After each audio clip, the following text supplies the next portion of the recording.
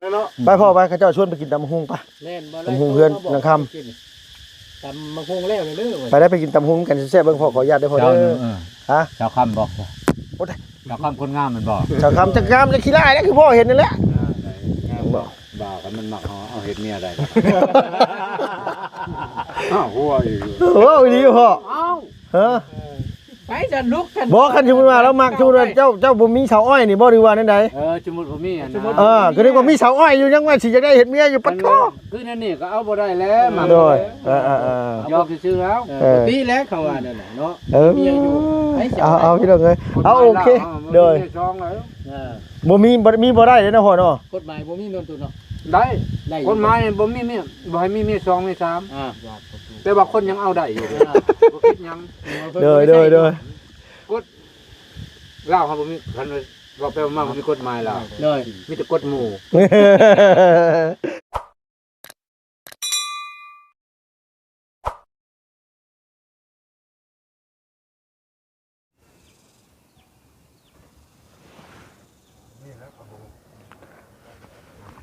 สบายดีพ่อแม่พี่น้องเบิดสุขุสุขคนเด้อพี่น้องเด้อระวังในแล้วก็ต่างประเทศนะพี่เนาะที่เข้ามารับมาชมช่องของลุงเฮิมชาแนลคือเก่าคือเดิมพี่น้องให้เปิดคลิปมาพบมาพอกันมื้อนี้ก็อยู่บ้านห้วยยืงเมืองเซโปนแขวงสะวรรณเขตนะพี่เนาะเข้ามามื้อนี้ก็นี่แหละพี่น้องเอ้ยมาหาพ่อตู้หน่อยพัฒนาเนาะพี่เนาะเพราะว่าทางพี่ทางน้องเพิ่นเห็นคลิปทางของลุงเฮิมหลายๆคู่หลายคนอยู่ทางแขวงสารวัตรนะพี่เนาะเพิ่นก็ติดต่อมาทางทีมงานแน่ติดต่อมาทางบ่าวบุญมันปลาทางประธานป้องแล้วก็แชทมาถามลุงนำแน่พี่น้องเอ้ยเพิ่นบอกโอ้ยว่าซั่นว่าคือซีเมนทางอ้ายชายของพ่อนี่แหละคิดว่าว่าซั่นว่าเนาะพี่น้องเนาะทางพ่อเพิ่นก็โทรมาถามเสร็จมาถามลูกสาวเพิ่นเนาะโทรมาเสร็จมาแล้วก็เท่าแหละพี่น้องเอ้ยทางน้องไส้ล่าทางถ้าพ่อเรานี่น่าจะแม่นลุงคิดว่าเพราะว่าเพิ่นบอกซื้อบ้านแล้วก็ซื้อของถ้าพ่อเพิ่นอยู่ทางสารวัตรพุ่นเพิ่นก็บอกว่าได้เข้าไปบ้านห้วยยึงได้เข้าไปถามไปไทยไปเยี่ยมไปยามให้นี่เด้อว่าซั่นว่าเป็นธุระให้แน่ขอบบุญขอบคุณหลายๆว่าซั่นว่าทางพี่จนได้แจกข้าวหาได้ว่าซั่นว่าพี่น้องเอ้ยปาดโตห่างกันมา40ปลายปีครึ่งคนนะพี่น้องเนาะหรือว่าผู้ใดอายุบ่ยืนแน่นี่บ่ฮอดปานนั้นได้40กว่าปีแต่ว่าเฒ่าพ่อเราออกจากบ้านมาตั้งแต่ยุคสงครามแต่บ้านเมืองบ่ทันได้สงบตะกี้พุ่นแล้วว่าแล้วก็อยากติดต่อทางอ้ายทางซ้ายไปเนาะโอ้พี่น้องเอ้ยเนาะฟังแล้วก็น่าเห็นใจเพราะว่าหยังพี่น้องเนาะเหลือพี่น้องกัน2คนแล้วว่าเกือบแม่นตายปะแล้วว่าทางพุ่นก็ได้จังเห็นข่าวทางอ้ายแล้วทางพอหน่อยพัฒนามาแล้วว่าหิวข้าวบ่เห็นว่าพี่น้องเอ้ยเอามักข้าวโพดมักสลีให้เมื่อกี้นี่กินข้าวห้องท้องก่อนบ่เห็นว่าข้าวกับทางน้องอ้อย1แล้ววัดพุ่นเอาติ๊บข้าวเมื่อกินกับแกงหน่อไม้อยู่เฮือนแม่เพิ่นพุ่นพี่น้องเอ้ยปล่อยเฒ่าพอเราหิวแล้วไปขุดสระมาว่าซั่นแม่นบ่พ่อมึงเนี่ยพี่น้องเอ้ยไปก้นสระว่าซั่นว่าเอาพี่น้องเอ้ยเนาะเป็นกำลังใจให้ทางเฒ่าพอเราแล้วก็พี่กับน้องเรากับลูกกับหลานอยู่ทั้งสารวัตรคันเป็นไปได้ยันเพิ่นเมารถมาหาสมจักมื้ออื่นนี่พี่น้องเอ้ยเพราะว่าทั้งนี้ทั้งนั้นก็น่าจะแม่นแหละลุงฟังคร่าวๆเดี๋ยวเห็นเพิ่นคุยกับบ่บุญเมื่อกี้นี่เนาะพี่น้องเนาะไปพี่น้องเอ้ยโดยโอ้พี่น้องเอ้ยเนาะฮ้อนอบอ้าวอีหลีรอมื้อนี้พี่น้องเนาะเบิ่งขออนุญาตขึ้นเฮือนนี่เลยพ่อเด้อพี่น้องเอ้ยฮ้อนแห้งอย่าบอกได้ว่า1 มา 1เข้ามา 1อยู่นี่บ่นี่น่ะ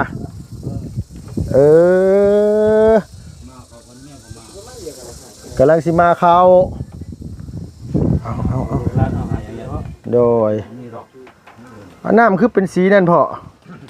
น้ำอยู่นี่มันนี่น้ำครับโอ้โดยสบายดีเด้อพ่อเด้อสบายดีเจ้าสบายดีโดยได้คุยเป็นทีเรียบร้อยแล้วบ่กับมันว่าเรียบร้อยแล้วน้องทั้งนุ่งขออนุญาตนิดไม่ได้พ่อเด้อแม่นเพิ่นว่าแม่นก็แม่นว่ะผู้บ่ฮู้จักยังบ่ฮู้ตั้งแต่มันสิเว้าแล้วยังนุ่งชงหัวหูด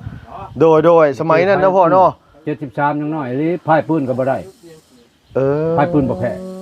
มันเฮาน้อยโพด น้อยเขาส่งไปเฮียนเวียดนาม พ่อไปภาษาเวียดพ่อก็ว่าเป็นบ่ เขาได้อยู่กินข้าวกินน้ำ ภาษา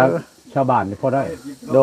ย แต่ว่าแปลภาษาแปลเป็นการศัพท์การเมืองครับยังเลยบ่อยากปานใดบ่ฮู้ บ่เป็นปานใดเนาะโดยโอ้โดยพี่น้องเอ้ย คันไปบ้านมันลงป่าลงทางลงกินข้าวกินน้ำบ่ตายหรอก โดยพอได้เนาะ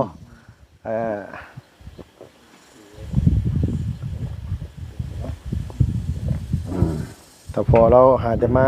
แต่ขุดหนองว่าซั่นว่าสิกั้นหนองไว้ปล่อยปลา ปล่อยป่าค้างน้ำอาบน้ำยังแน่หลายแนวค้างน้ำมันอยู่แล้ว ไว้ ไว้อาบน้ำ ใบไส้ ไม่ใช่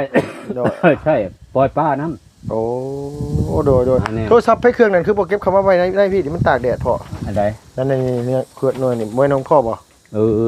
ลืมเว้ย โดยเก็บเข้ามาพี่เดี๋ยวมันตากแดดเดี๋ยวมันร้อนระเบิดขึ้นมาหั่นก็โอ้ยพี่น้องโทรมาบ่ได้แล้วโดย หมดสภาพเนาะ โดยเป็นยังไงพ่อได้คุยกับพี่กับน้องได้ดีใจบ่ ก็เพราะดีแล้วเว้ยเว้า อันนี้เป็นเทื่อแรกได้บ่พ่อขออนุญาตถาม ของตะมิดด้วย ที่ออกจากบ้านมาตอนนั้นนี่พ่อจำได้บ่ว่าทางอันว่าน้องชายพ่อนี่อายุจักปีคิดว่านะตอนที่พ่อออกจากบ้านแล้วนี่ ลื่นกันกับน้องกับอายลื่นกันปี1 2ปีนึงนะ ประมาณปี2ปี ปี2ปี พ่อตอนนั้นออกมาอายุประมาณเท่าไหร่พ่อ บ่จำเด้อ 12 13ฮอดบ่พาดปืนบ่แพ้นี่ถือว่ายังน้อย ปืน ถึ บ่ งแล้ว แพ้ที่มุงนั่นนะ 11 12ใช่มั้ยเจ้าน้องพ่อ นั่ เนาะ นแหละมุงนั่นแหละ โดยแล้วอะไรคุยกันสิแหละแบบคือเฮาห่างเหินกันโดนนี่กับความรู้สึกนี่มันเป็นแบบไหนพ่อมันคือคุยกับพี่กับน้องบ่ดีกว่าคือคุยกับคนอื่นนี่อย่างซี่นะ คือคุยกับคนอื่นนะมันเอาห่างดนเลย เนาะ ไม่ได้คุยกับพี่น้องเลย แบบว่ามันความรู้สึกเฮาแบบว่าเฮาดีใจอยู่แต่ว่ามันความสนิทสนมความนี่มันแตกต่างกัน ใจนี่ก็บ่ดีแท้ก็บ่ทันดีได้พอนี่ว่ายังชงชัยมันแม่นคักบ่พี่น้องเฮาเพราะว่าเฮาห่างดนห่าง โดยว่าไงคือจิตใจตอนนี้ก็ยังบ่มั่นใจเลยว่าแม่นพี่เป็นน้องบ่ มันใจเลยสมมุติไปเห็นบ้านเห็นช่องคนนี้คนนั้นผมคนแช่ว่ามึงผู้ลูกคนนั้นนี่จังมั่นใจแล้ว จังฮู้แล้วว่ามั่นใจแล้วว่าเป็นน้องเป็นลูกแม่เดียวพ่อเดียวกัน เรากันมาบัดนี้ โดย มึงลูกคนนั้นมึงลูกคนนั้นไปเห็นบ้านตัวจริงเห็นเฮือนตัวจริงมันใจมัน โดยคือในคุยในโทรศัพท์นี่ยังบ่ปานใดเนาะยาวนั่นได้พอเดี๋ยวพี่น้องจะเหมารถมาหาได้มื้ออื่นมื้อฮื้อนี่พอแห้งอีกแล้ว มาแล้วมึง มาก็ยังสิมั่นใจอยู่บ่พ่อคันเพิ่นมาฮอดเจาะถึงนี่คิดว่ายังสิมั่นใจอยู่หรือว่ายังสงสัยอยู่ มาเห็นหน้าเห็นตากันตัวจริงยังว่ากันละเอียดตื่มอีก โดย จังมั่นใจแล้ว แต่คือตอนนี้นี่แบบว่าง่ายๆกับว่าง่ายแบบ บ่มั่นใจปานใด เฮาล้มไปก็จักเพิ่นเสียบอ้างจักสิว่าได้ใดที่พ่อ คือร่วมกับผู้ทำบิดว่าลูกของน้องชายผู้นี้เพราะว่าบ่แม่นอีกแล้วแน่นั้นแล้วก็บ่อยากเชื่อนะ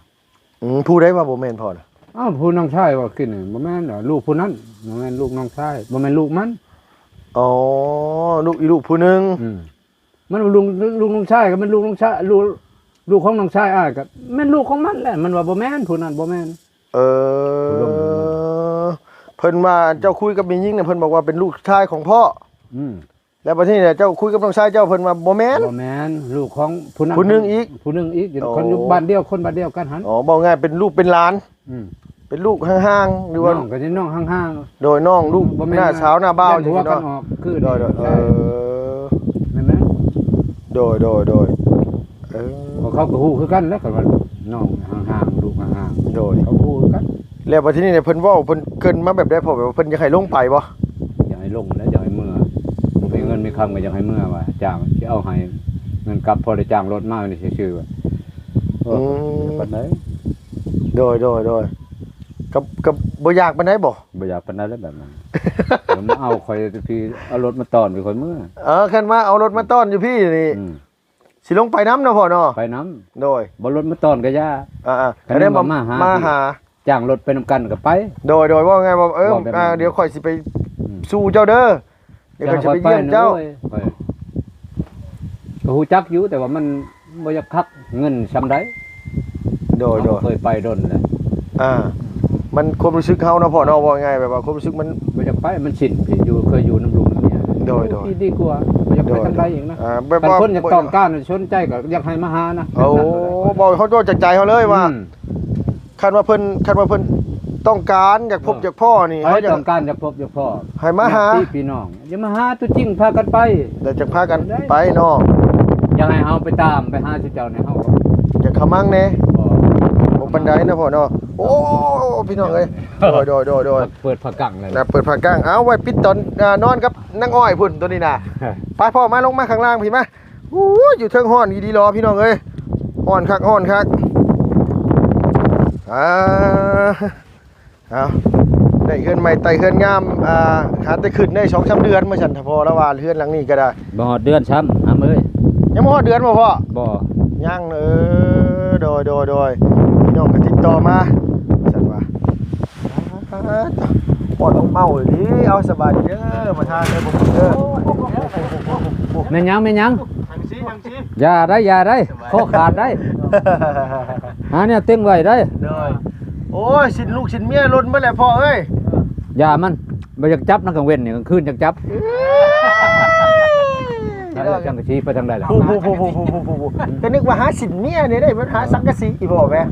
ว่าสิเต็งมันไว้นะก่อน ผู้พี่ว่าพูดล่ะ จนนั้นมันสิ กลางคืนนี่บ่บอกก็เก็บดิ พ่อกลางคืนนี่บ่บอกกระบายมันบ่สินี่ เก็บแล้วกลางคืนกลางเว้นบ่จะเก็บปานใด เราอ่ะคุยกันบ่มั่นใจปานใดเราอ่ะเราก็เป็นไปได้ก็อยากให้พี่ให้น้องมาหากันเพิ่นตามหาอีหลีแล้วอ่ะมาสู่เอาเฮาแหละว่าอ้ายเมื่อบ้านเมื่อซองก็จังเมื่อเราอ่ะ แต่ว่าแม่นอยู่พี่น้องเนาะเมื่อบัดยาก โดยมันคือว่าจิตใจก็คือว่าง่ายว่าคือถ้าพอแล้วบัดอาศัยอยู่ที่ตั้งแต่น้อยจนใหญ่เนาะ มัน เลยมือไรมือหนึงขึ้นมาว่าจะให้เราเมื่อหาอยู่บ้านผมขมังเงินได้ว่าเพิ่นมาโตแล้วอยู่พี่กัน ว้าว โดย เนาะพ่อ ไป เนาะ แบบใดมาแบบใดเงินค้ำชำใดคนนี้มันจนว่าช่วยหม้อยแล้ว โดย จังมาหูน เอาปลาวุ้นเอาออกได้ให้พอแล้วนางอยู่พุ่นก็ได้ดอกนั่นแหละ เอฟซิโคโลน โดย FC โคโลน โดยกลนั้นว่าอันว่าน้องน่ะไปฮอดชายแล้วพ่อน่ะ ไม่มอสิพ่อเลยนะ เฮ้ยหน่อยเดียวนี่ บ่โทษหน่อยเดียวเลย ใหญ่แล้วบ่ จำนั้นเด้อ ใจจะคุดขันจะจบ นี่นะบ่ทางลง ไม่ จังว่าคนตอนที่เขาขี่รถมาตอนน้องอ้อยไปอาบน้ำตอนนั้นมันจักบ่ มองงั้นแหละนี่แหละ โอ้ อันนี้แหละพี่น้องไอ้เพิ่นว่าคนหักลูกหักเมียหม่องใดที่แบบมาลูกเมียย่างไปอาบน้ำใกล้ตรงที่เขาบ่เมื่อยบ่หยังกันกั้นไว้ให้เนาะพ่อเนาะ มันก็ไปชูอาบลงนี่มันคนมักความงามมักสะอาดเนี่ย น้ำซาก อาบน้ำทอพุ่นจะลายทอบนคนอาบเวลา โอ้โดย มัน โดย ใช้พุ่น โอ้ว้าวบ่ได้เด้มื้อหน้าหาหกไปรถมีท้องมีลูกมีเต้าไปรถ อันนี้มันก็อาบอยู่แต่ว่าชนน้อย มันจะเป็นมันจะอาบมาคำมายังก็ผ่านไปพุ่น โดย เฮาสิอาบนี่แล้ว แล้วตัวเนาะ สบายเย็นก็ยังเนี่ย คือแบบว่าทางอันว่าพี่น้องกับพ่อแล้วนี่ก็อยากให้เราเมื่อว่าซั่นโอ้ยเมื่อก็ขมังคือว่าเราเอาแล้วว่าเพิ่นมาโตได้ตัวนี้ก็ได้ถ้าเป็นเฮาก็บ่อยากเมื่อไปได้เนาะบุญเนาะ เมื่อบนใดฮอดใจจอดใจเจ้าสิมาหาประโยชน์ใจจำได้ เออ มานี่เพราะว่ามาหากันไปทางใดก็เจ้าหูหมด โดย เจ้าพาข่อยไปทางใดข่อยไปพาข่อยบุกป่าข่อยก็บุก คือพ่อนี่พ่อขออนุญาตนำพ่อจำทางเมื่อบ่ได้บ่ขอทางเข้าบ้านแทบจะบ่ได้ บ่ได้แล้ว โอ้มันหลายปีเลย ตอนนั้นมัน 40 ปลาย พบชกพบเชื้อเด้มันอยู่บ้านแป้นบ้านนั้นยุ่นยิ่งเขาแตกเขาป่าหมด ค่อยไปเลย มันเขาก็กลับคืนไปช่างบนเก่าเขาบ่สิฮู้บนใดบน โดยถ้ามามีเงินมีคำแท้อยากไปนี่บ่ยากดอกผมฮู้มันอยู่ในปากนี่ โดย อยู่ใน ถาม หู เอา นี่ เนาะ อ้าวถามแหละ ถามเอาเว้าเอาเนาะ แต่ละวัน แต่ว่ามันยากเงิน ยามเงินนี่แหละจะเอาเงินชำได ในการเดินทางเนาะ อยู่ ไป ได้ใส่ได้ เว้าบ่ได้บ่พ่อกันหลายผ้าหลายปีแล้วโอ้ยไอ้น้อยหัวลมงวยค่อยกินแนวยากเด้ เนาะ เนาะ เงินกันแล้วสิโอนมาให้อยู่ แต่ว่าสิเมื่อน่ะไม่ยากแล้วว่ะเงินบ่ตาหาไม่ได้แล้วว่ะ โอ้ย ให้น้องลงไปเยี่ยมยาม โ โอนมาให้กูซื้อเขากินมาแล้ว นี่เงินชื่อเก่าอยู่จุดดิ นี่เขา พี่ กิน บอกว่าไปเรื่อยๆดอกโอนขึ้นมา มาแล้วกันบ้านดิเราอยู่มาแล้วบ่ เอาว่าผ่านกล้องเพิ่นเฮาเชื่อได้ว่าเพิ่นต้องเห็นแบบว่าพ่ออยากให้เพิ่นมาหาเนาะมาหาอยู่พี่นะพ่อเนาะ เออแนวมันเนาะ มาหาอยู่พี่เด้อ มานำ พ่อ เอา เด้ เมื่อ อ เนี่ยฮู้บ่อนข่อยอยู่ล่ะ โดยมานำแหละสมมุติว่ามานํแหละคันว่าฮักนี่ไปไอ้เมื่อเยี่ยมบ้านยามเมืองเฮาข่อยสิจ่ายค่ารถค่าล่างให้เมื่อนํกัน เอาเงินจะคือว่าเงินจะไปแพ็คเอาข่อยสิอันแพ็คให้จักจะให้เท่าไรบางเทื่อก็ให้ล้านนึงไปก็ไปกันมาก็บ่พอซ้ำก็มีเอาใช้ โดย คำว่ามันเงินตัวเอง ผู้จ้างนี่เมื่อพุ่นก็ ไก่เติบอยู่ไหน 300ปลายพุ่นได้ โดยผมบ่ฮอด300บ่ นับอยู่ไหน ฮอดได้ ฮอดบ่ ฮอดแล้วมาพอมานี่มันก็100ปลายเลย โดยแม่นเนาะแม่น เขาว่าสิเข้า จากเซโปนนี่เนาะ เออ คันว่าสิไปทางเมืองนอกนี่บัดผู้เพื่อสินี่ผู้เนาะวนลงไปนี่ป๊าบ่แม่นเรื่องง่ายพี่น้อง บน เอ้ย ที่มันก็ไกลคือกัน แม่น ที่ก็ไกลกั เพราะว่าจากเชฟโปนต้องไปฮอดสวรรค์นะเขตนี่ก็ฮอดเซโนนี่มันก็192ลัก เกือบ200แล้วนะ เกือบ200 192ลัก จับให้มัน170 70300ปลาย ไปฮอดแล้วบ่ โอ้ไปแล้ว ไปแล้ว ไปเบิดแล้ว ว่านั้นเปิดบ่ ไปอันนี้แล้ว ไปนี่นะ ตายดิ เฮ้ยเงินหลายพ่อมันเป็นเวียกได้บ่เอ้ยแบบที่แรกมาเยี่ยม มัน พี่ ลายปานกูขอซื้อข้าวกินดีกว่าเวียกก็เวียกแล้วคันบ่มีเงินไม่ได้ จนมันล้างไปก็ไปเวียกไปงานนี่แหละที่แรก ไอ้สิเมื่อเฮาบ่สิเมื่อส่งหลานที่30 บ่เมื่อแล้วบ่เห็นหน้าคนต้องการข่อยแล้วบ่เมื่อ บ่เมื่อเนาะ เออ เป็นคุมแล้ว เมื่อข่อยก็ตาม ไปวันย้าย ตาม พี่น้อง จะไปสิฮู้บ่ไปจัง โดยเขาต้องไปตามหาเพิ่นอีกเนาะ ไปฮอดพุ่นโตติดต่อบ่ได้เห็นได้เนาะ เรื่อยๆก็กราบกินข้าวซะบ่ตายย้อนดอก โดยเอ้ยอ่า มันไปมันแหละประเทศลาวนี่บ่แม่นเว้าดอก โดย นั่นนี่ก็จำเนือเชียงกวางอุดมใจผงทะเลยังไปหมดแหละ แม่นแล้วพอ ทั้งนี้เขาจำประชักแหละ พอเราทหารเก่าพอเราทหารเก่าเราได้บนเนี้ยทางไปทางมานี่คือพ่อ แต่ว่าเดี๋ยวนี้มันต่างแล้ว โดย คือพวกคนสารวัตรเขามาไปพอกันอยู่บนเฮ็ดมาวิกจีนในไปหารายได้พอหารายได้พอทหารแข้งสารวัตรมาหมวดหนึ่งชาวปลายคนเขาไปถามเขาก็เป็นทหารแข้งสารวัตรคอยก็อยู่เขาก็อยู่สารวัตรกันนะสารวัตรบ้านที่ลาวเมืองลำงามโอ้ยเดี๋ยวนี้เจริญเลยเจริญจะเมื่อแม่เมื่อก็เมื่อบ่ได้แล้วกูลุงไปซ้อนช่างกูแล้ว ไปอยู่น้ำทงน้ำไทยมีอยู่ว่าบ่มีเงินมี โดย แต่มันนำเล็กนำน้อยเพราะได้ซื้อกระลุมกระต้ม แม่น ก็ได้ชื่อเกือบจริงที่โน่นเนาะ บางเทื่อก็บ่มีอันนี้บางเทื่อก็แล้วยาไปตัวในติดนี่ บัดเป็นช่วงมันขมังมาเนาะพ่อเนาะ มั่ง เอาแท้ได้พี่น้องไอ้ตัวนี้มันคุ้มจริงนะก็บ่อยากเมื่อน่ะใครต้องการจะเห็นหน้าแหละมาฮอดพี่นำมาเมื่อเงินคำก้าวเกี้ยมให้เพื่อเฮา โดย เจ้าเฮาเมื่อเลยเฮาฮู้มาอยู่ดอกบัดนี้ โดย ก็ไปฮอดแซวใส่เฮาฮู้จักมาบัดนี้อ้าวเดี๋ยวจะจอดคิวนั่นบ่เฮามาแต่บ้านจอดคิวนั่นไปชมคิวนั่นว่าสบายแล้วบัดนี้ฮู้ จักมองขึ้นมองลงเนาะ บัดให้ข่อยเมื่อยบัดนี้ข่อยสบายอีก โดยมันง่ายนะพ่อเนาะมันง่ายมันว่า นี่บ่ทันฮู้ยังจักดีให้ไปเด้อ บุติพอแล้วเลยพี่น้อง เดี๋ยวปาดแล้วจำประชักพุ่นซาละเว้นแหละหั่นพอแห้งให้กลับคืนมา ว่าหูหน้าหูหลังยังไปฮอดจำมาซักหูแห้งอย่างนี้ เนาะ เนาะ มันแล้ว มันก็จำได้ทีเด็ดก็คือตรงนี้แหละไปฮอดหน้าปงเลยเขาสิเอาปิ้งไก่แย่ตาเลยนะปงก็สิลงได้หมองนี้แหละโดย นี่หันบ่ลง น้าปงนะเจ้า โดยมันเป็นสามแยก สารวัตร ปง นะ โดยเป็นลายนะพ่อไม่ใช่ลายก็มีแต่แค่นั้นแหละ กินไก่น้ำปงเราเข้ามันคงโอ้ โดย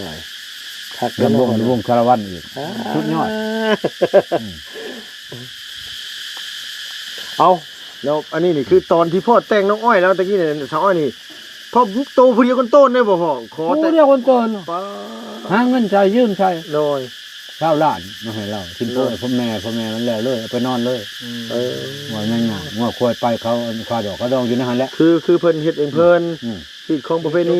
อยู่ในหันเบิดเลย ยืมได้เอยืม เขาใช่เขา3 ปีพุ่น โดย เจ้าหลานเงินเดือน โดย มันกินยังไงกินนู้นเล็กๆหน่อยๆเขาบ่ตัดหมด โดยเดี๋ยวง่ายว่าเพิ่นก็ฮักออกแต่ละเดือนทำนั้นทำนี้นะพ่อเนาะ ถึงเอา3 ล้านเขาจงให้เจ้าล้าน1ล้าน2 โดย ตัดไป เมื่อ2 ปีปลายหมด 2 ปีกลัวเบิด หมด3 ปีกำหนด3 ปี เอาแม่บ่บุญจักรจันทร์ห้องเลยได้ โอ้คักแน่ เนาะ บ่ได้กินเทื่อได้ปี บ่กินอยู่นี่ก็ยังบ่ได้กินนี่ เป็นม่วงน้อยคักแท้ๆเด้ ต้องอยู่สูงนะ สูงเลยแต่เว้นนั่นนี่สูงแล้ว ไปบกแล้วซำนี่น่ะแล้วพ่อเนาะ บ่ป้ายก็เคิงหมดแล้ว บ่โดยฮ้อนเด้อพี่น้องเอ้ยป้าสุดๆเลย นี่บ่ลุงนี่บ่เป็นเนื้อตัวยังนี่ โอ้คัก โอ้ เลย จิ้งเหลน โกนบ่ สิโก กิโก้ สิโก นี่กิ กิ โก้ โก้กิโก้แบบนี้พ่อ บ่กิโก้นี่ครับ มันจะขึ้นเฮือนนั่นนี่บ่ได้ทั้งหมดนี่ขึ้นเฮือน บ่ ปิ้งนะ เป็นอะไรจังว่าขึ้นบ่ บ่ได้บ่พ่อ มันบ่ยอมมันขึ้นมันขี่เพื่อนมันเป็นคอลัมน์ดอกมันขึ้นไปมันอยู่เฮือนจะมันขี่ลงไปถือเครื่องถือของมันขี้เดียดแล้วอ่ะจะขี้เกียจก็พอแห้งล่ะขี่มันบักใหญ่ ขี่มินกันได้ เดี๋ยวเพิ่นกินแมลงพี่น้องไอ้ชัดอันนี้น่ะ กินแมลงบ่กินอย่างอื่นดอก กินแมลงกินแมงไม้กินแมงกลอยกินอันนี้ พี่โตนี่มักขึ้นกงไม้นี่มีชนิดหนึงอยู่มักอยู่ดินนั่นบ่ถูกขึ้น ตัว กงไม้ อ้วนนั่นเนาะ ตัวอ้วนนี่ ตัวอ้วนตื้อๆเหลือมๆ สั้น เนาะ ๆนี่โดยสั้นๆเนาะ มีหวยมุกแล้วเหรอ เมื่อเฮ็ดก็แซ่บอยู่เฮ็ดเป็นแซ่บกว่ากระป้อมเด้ โดย มันยังออกมันน่ะหมอนกระป้อมมันยังแห้งแซ่บไปนิดนึง โดย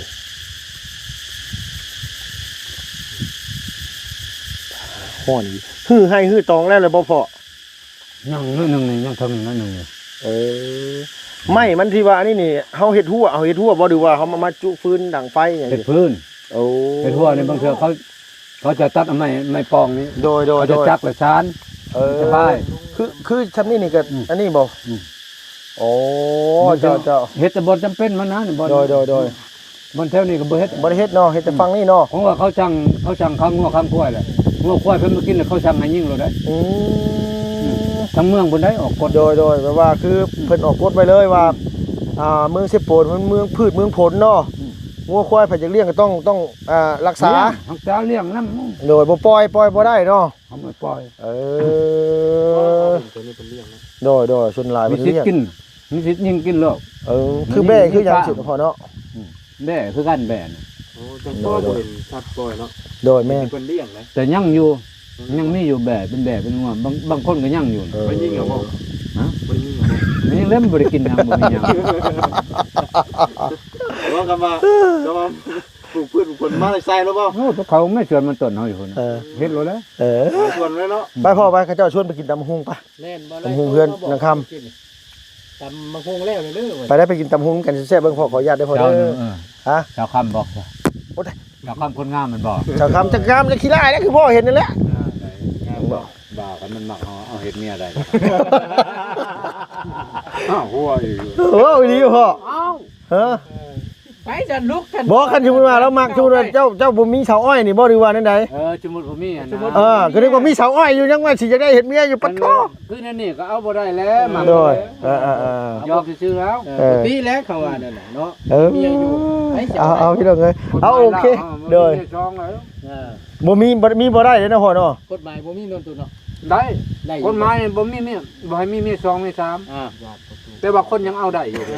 บ่คิดยัง โดย กฎ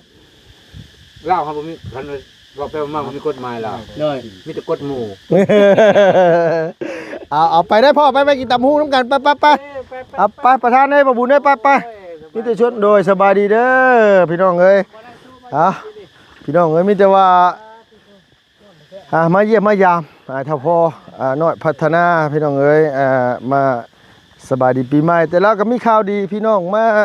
ติดต่อหาบริษัทว่าเนาะพี่เนาะแต่ว่าเราก็โอ้ให้เมื่อก็บ่อยากเมื่อปานใดแล้วเราว่าเพราะว่าหยังพี่น้องเอ้ยเพราะว่าเรื่องทองเรื่องพี่เรื่องน้องก็มันบ่ค่อยสนิทกันคุยกันก็มันบ่คือกับเฮาสนิทคือคุยกับลูกกับเมียแหละเนาะพี่เนาะพี่น้องเอ้ยจังได๋ก็เป็นกำลังใจให้เนาะพี่เนาะขอให้อยู่ดีมีแห้งแต่เจ็บอย่าจนร่ำรวยเบิดสุขุสุคนไปแล้วพี่น้องเนาะคลิปนี้ก็บ๊ายบายสบายดีเด้อพี่น้องเด้อ